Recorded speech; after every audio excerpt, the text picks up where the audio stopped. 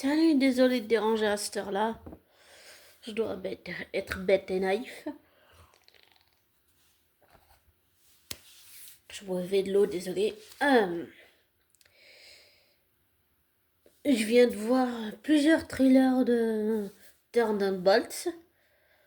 Les projections, le public qui a vu la projection du film ont été emballés. Et là, je viens de voir plusieurs bandes annonces de Thunderbolts. Émotionnellement, ça promet d'être puissant.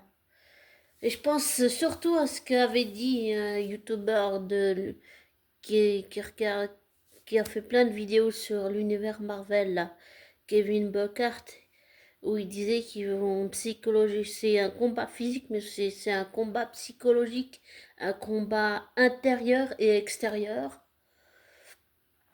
C'est ça que je comprends en fait. Et je pensais à ce qu'il a dit parce qu'il a dit ils vont devoir essayer de trouver Bob. Ben, son vrai nom c'est Robert. Mais grâce à Argorok qui a fait comment ça s'appelle, qui a fait plein de super vidéos sur l'univers Marvel où il parle de pourquoi sont-ils si uniques, des vidéos que j'adore. En fait, eh ben, grâce à lui, j'ai compris beaucoup plus tout l'univers Marvel, tout ce que je comprenais pas, et il a une façon d'expliquer qui fait que j'arrive à comprendre parce que normalement, pour moi, tout ce qui est technique, je le comprends pas en fait. Mais là, je sais pas, c'était limpide, c'était. Donc je sais que Sentry, oui, il est tiré des comics, que c'est euh, j'ai compris que Robert, moi je dis pas Bob, pour moi c'est Robert vraiment, mais Robert Sentry a très peur de Void, il est terrorisé de ce que Void peut faire quand il prend le dessus, ça j'ai compris que c'était quelque chose qui le terrifiait vraiment. Et on sent que toute l'équipe de Marvel et tout ce qui a été fait dans les effets spéciaux, toutes les équipes qui ont travaillé sur ce film, vraiment, c'est magnifique. Le résultat, il est vraiment bien fait. En tout cas, je pense que ça promet émotionnellement, ça va être du haut niveau.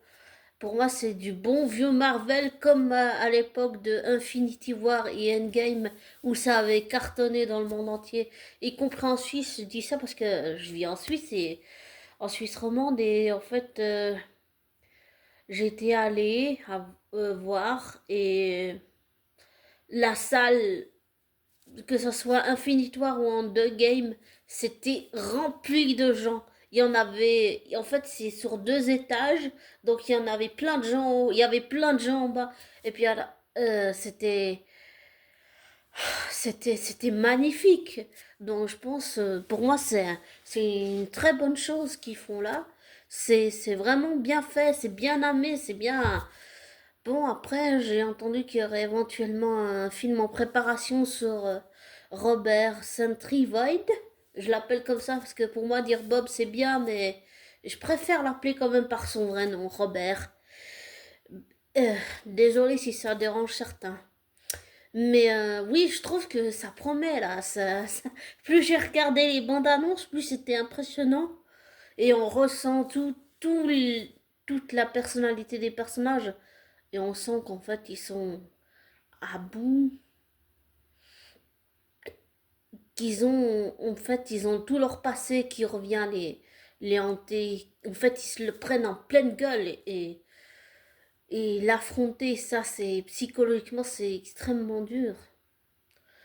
C'est comme, par exemple, c'est comme dans la série Winter Soldier, c'est accepter son passé criminel pour pouvoir avancer, pour pouvoir vivre, pour pouvoir devenir une meilleure version de soi. C'est ce que Bucky a fait dans Winter Soldier, grâce à Roger, à Sam Wilson aussi, beaucoup. D'ailleurs, je ne l'ai pas dit, mais j'avais vu le film euh, avec Sam Wilson. Alors, je l'ai vu qu'une fois, je voulais aller voir une autre fois, mais j'ai pas eu le temps. Euh, Bah, j'ai trouvé le film, j'ai trouvé bien, même s'il a fait au flop. Moi, je l'ai trouvé bien. Bon, c'est vrai que c'est pas la même chose que Steve Rogers, mais on sent que Sam, il a du vécu, il a un passé, il a une famille aussi, des neveux à protéger. Et il y a de nouveaux faucons aussi, ils se sont responsables du jeune qu'il a pris sous son aile. Ça m'a fait beaucoup penser à la relation entre Steve Rogers et pardon, pas Sam, oui Sam, mais comment il s'appelle, avec James Bucky Barnes. Ça m'a fait beaucoup penser à cette relation, mais c'est comme si c'était une version un peu plus jeune, peut-être, je sais pas, ça m'a fait penser à ça. Et le film est très bien fait, très bien, vraiment bien fait. L'histoire tient debout. Bon, j'ai trouvé que c'était dommage que Betty Ross n'apparaisse qu'à la fin. Mais j'ai réussi à voir sur une plateforme de streaming les films Hulk. Donc j'ai compris toute l'histoire du personnage de Hulk. J'ai aussi compris pourquoi Betty Ross, la fille de Thaddeus, ne voulait pas rester pendant longtemps fâchée à cause de ce qu'il a fait à Bruce, son amour de jeunesse, ou je sais pas trop comment expliquer ça. Enfin voilà. Euh, et qu'elle apparaisse qu'à la fin du film. Et, euh, et l'autre là, je sais plus comment il s'appelle, celui avec son cerveau hyper développé là. Il a teasé qu'il y avait d'autres univers et tout et tout. Je trouve quand même, malgré que c'est un flop, que ça a été une bonne adaptation. Ouais. Je dois être bête et naïf de penser ça, mais je trouve que c'était une bonne adaptation. Il y avait des émotions, je les ai pas vraiment. Si, il y avait l'enjeu avec Isaiah Bradley, qui était un ancien. Comment il s'appelle? Un ancien Captain America à noir. Et oui, j'ai trouvé l'enjeu assez important quand même. Mais émotionnellement, ça manquait de quelque chose. Et là, ce que je viens de voir avec Thunderbolt, pour moi, ça ressemble à du bon vieux Endgame et du bon vieux Infinitoire, des films qu'on a aimés, des films avec lesquels qui nous ont accompagnés, avec lesquels on a grandi, qu'on a aimé, qu'on a chéri.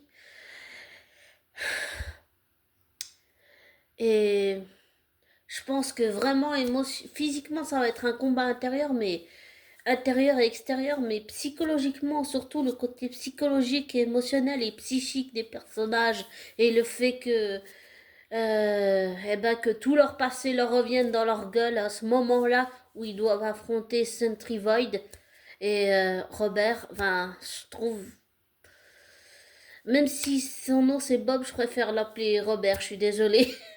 Mais je vais dire plutôt Robert Sentry Void. J'ai bien compris que Robert est terrifié par Void et de ce qu'il peut faire et la menace qu'il représente. J'ai compris aussi que c'était un des héros les plus puissants qui existent de Marvel. Et j'ai vu qu'un extrait, mais il faudrait que je regarde. J'ai vu aussi la bande-annonce des 4 Fantastiques. Là aussi, ça promet, je trouve. Je trouve, pour moi, ça annonce vraiment du lourd, vraiment. Là, enfin, pour moi, c'est enfin dans ce film Thunderbolt, c'est enfin le côté psychique, les blessures émotionnelles, tout le passé, tout ce qu'on a fait dans notre passé qui revient à nous hanter à la gueule quand on doit affronter quelqu'un tel que Sentry Void Robert. Je trouve que c'est important, c'est pour pouvoir se dépasser, pour pouvoir accepter les choses de notre passé. Mais c'est comme, j'allais dire, c'est accepter notre passé criminel pour pouvoir, comme j'ai dit, avancer. Par exemple, le fait que, dernièrement, ce que j'ai dit dans mon audio, le fait que j'ai harcelé ma flamme jumelle, que je suis rentrée par effraction chez la voisine de mes parents, que j'ai volé de l'argent à mes parents parce que je me faisais raqueter par une fille à l'école. Tout ça, ce sont des actes criminels que j'ai commis. On est d'accord. Et je pense pour moi, ce film, c'est un peu ça. C'est accepter tout ce qu'on a fait dans le passé, tout ce qu'on a fait de moche et de pas très joli. Par exemple, tout le passé de Bucky, le fait qu'il ait tué des gens innocents, le fait qu'il ait fait toutes ces choses qu'il regrette parce qu'il a été programmé, parce qu'on se servait de lui comme une machine à tuer. Ça, j'ai trouvé que c'était inhumain pour le personnage. Et c'est pour ça que, par exemple, avec, même si j'aime beaucoup Thor, et je sais que Thor a beaucoup souffert, Wanda, Loki, James, et j'inclurai évidemment Thor, parce qu'ils sont frères, c'est important, ce lien de frères. Et j'espère vraiment depuis tellement longtemps ces retrouvailles entre Thor et Loki. J'ai envie que ce soit des belles retrouvailles, chaleureuses et amicales. Je sais pas s'il va mourir ou pas. J'ai entendu qu'il y avait une théorie ou je sais pas, quelque chose qui circule sur YouTube, sur Internet, partout. Mais je sais pas s'il va mourir ou pas. Tout ce que j'attends dans ce film à un grand enjeu, c'est de l'univers Marvel, c'est vraiment, oui, nous en mettre plein les yeux évidemment, mais les retrouvailles entre Thor et Loki, puisque bon, Thor ne sait pas que Loki est mort, mais que, enfin, il sait que Loki est mort, mais qu'un autre Loki est vivant. Et j'ai envie d'avoir de belles retrouvailles entre frères. Ça, c'est le truc que j'attends depuis tellement longtemps. Je sais pas, ça doit faire 15 ans ou quelque chose comme ça. Ça fait tellement longtemps que j'attends ça. Ah, j'ai tellement envie que... J'ai trop envie que ça se fasse. Hmm, c'est un peu parti loin, mais ça doit être ma frénésie, parce que rien qu'avoir vu les bandes annonces de Thunderbolt, pardon, ça me réjouit, ça m'excite, j'adore. J'adore, ça, c'est un enjeu pas seulement physique de sauver des vies, c'est aussi un aspect psychologique et psychique. Et je suis pas allée au bout de mon raisonnement, mais je disais, enfin, on prend le côté psychique, pas seulement comportemental, mais et physique, mais intérieur, extérieur, psychique, moral, émotionnel des personnages. Ça, il y avait avec, comment ça s'appelle, avec Sam Wilson, même si je trouve que ça manquait un peu d'émotion, ça, il y avait l'enjeu psychique, psychologique et tout. Ça jouait beaucoup sur la psychologie des personnages.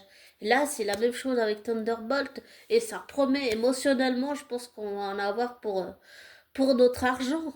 Parce que, bah, je sais pas, pour moi, le fait que, bon, il y a eu la grève aux États-Unis, tous ceux qui travaillent, les équipes ont un meilleur salaire. Maintenant, ils sont mieux respectés. Donc, ça, plus un bon salaire, plus être respecté, plus une bonne équipe, travailler dans la joie, la bonne humeur, tout ça. Je pense que ça aide beaucoup et ça donne un meilleur aspect que tout ce qu'on a eu dernièrement dans l'univers Marvel. Ça aide beaucoup, je trouve, quand même, d'avoir des, des gens qui travaillent pour les effets spéciaux, mais qui sont respectés, qui sont un meilleur salaire et qui ont lutté, qui ont tout fait pour être respectés. Ça promet vraiment, je trouve. Et je trouve que ça donne un magnifique résultat quand on voit les bonnes annonces. Là, moi, ça me hype, j'ai vraiment envie. Et grâce à Argorok, j'avais laissé tomber, mais grâce à lui, j'ai retrouvé un peu cette hype. Et puis là, en voyant les bandes annonces, ça me hype encore plus. J'ai vraiment envie d'aller voir ce film. J'ai vraiment envie. Et je suis très fière de tout le parcours que Bucky a fait, tous les combats qu'il a menés pour pouvoir, euh, comment on va dire, pouvoir se réadapter aux gens, se réadapter au monde, mais pouvoir se pardonner à lui-même tous les actes criminels qu'il a commis. Pas seulement que les autres lui pardonnent, mais par exemple US Agents aussi, Taskmaster, Yelena Belova. Dans la bande-annonce, elle me fait beaucoup penser à sa sœur Natasha. Je sais pas, il y a un petit quelque chose. Mais on sent que oui, ils sont avec des regrets, c'est des personnages torturés. J'adore les personnages comme ça, torturés.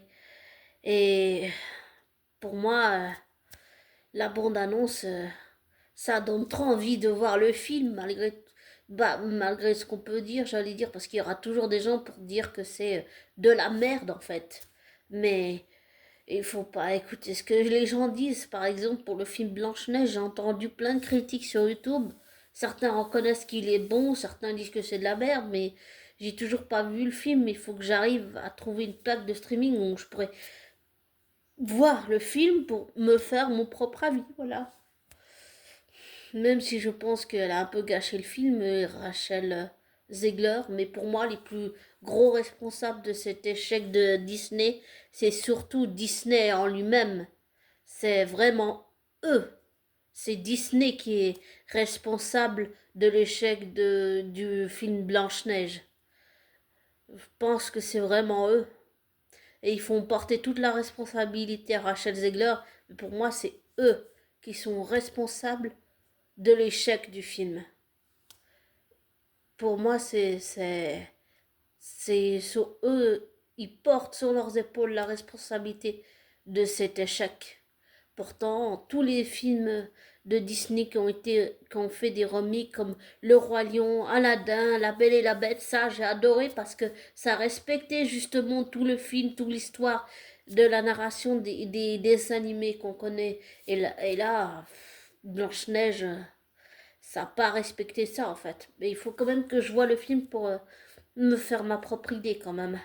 Mais pour en revenir à Thunderbolt, pardon, c'est pour moi, c'est. Je m'emballe un peu trop, mais c'est grandiose. Pour moi, ça promet. J'ai trop envie de voir ce film. Et il va sortir en Suisse le 30 avril. Je vais aller le voir. Oh, il faut vraiment que j'aille le voir. Après 2 jours, il va sortir. Il faut vraiment que j'aille le voir. En tout cas, c'est. Ça promet.